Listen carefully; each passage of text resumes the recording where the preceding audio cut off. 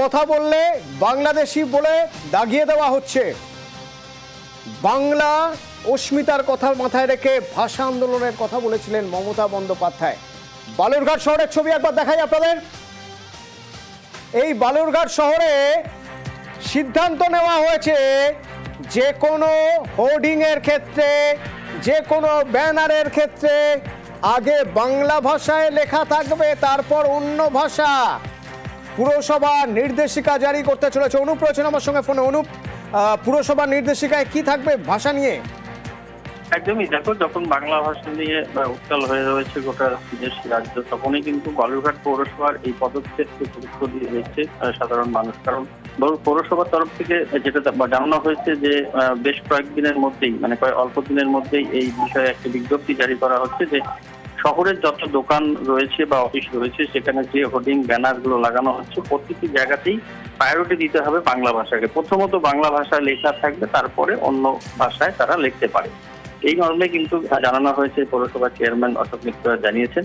এবং এই যে বিষয়, এই বিষয়কে গুরুত্ব দিয়ে তারা দেখছেন এবং খুব শিগগিরই এটা ইমপ্লিমেন্ট করা হবে বলেও জানানো হয়েছে। এবার মানুষ কিভাবে দেখছেন, ওই পুরসভায় যারা বাসিন্দা রয়েছেন তারা কিভাবে দেখছেন বাংলা ভাষাকে অগ্রাধিকার দেওয়া? বাঙালি হিসেবে তো আমি এটাকে খুবই গৌরব বোধ করছি আর কি। সাধুবাদ জানাই পৌরসভাকে। যদি সত্যি সব ভোট বাংলাতে হয় প্রথমে, তো আমাদের নিঃসন্দেহে একটা আনন্দের ব্যাপার।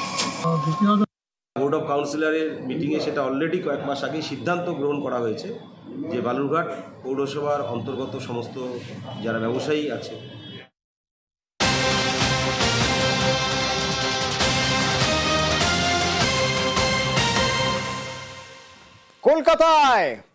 কলকাতার বিক্রমগড় থেকে এক বাংলাদেশি তরুণী গ্রেপ্তার। বাংলাদেশি, অথচ তার কাছে ভারতের ভোটার, আধার, রেশন কার্ড। অমিত রয়েছে আমার সঙ্গে। অমিত, কতদিন ধরে এই তরুণী এখানে, তার কাছে কিভাবে এলো ভারতের পরিচয়পত্র অর্থাৎ ভোটার, আধার বা রেশন কার্ড, জানা যাচ্ছে? দেখো, কলকাতা পুলিশ তরফে যেটা দাবি করা হচ্ছে, কলকাতা পুলিশের গুন্ডা দমন শাখা শান্তা পাল, এখনো পর্যন্ত যে নাম পাওয়া যাচ্ছে পুলিশ সূত্র থেকে, 28 বছর বয়স, বিজয়গড় থেকে তাকে গ্রেপ্তার করা হয়েছে। বাংলাদেশি নাগরিক, তার কাছ থেকে ভারতীয় আধার, ভোটার এবং একাধিক জায়গার রেশন কার্ড উদ্ধার হয়েছে এবং সেগুলো বিভিন্ন ঠিকানার। সেক্ষেত্রে এইগুলো ভুয়ো বলে মনে করা হচ্ছে বা ফলস ডকুমেন্টস দিয়ে এগুলো তৈরি করা হয়েছে, এমনটাই মনে করছে কলকাতা পুলিশ।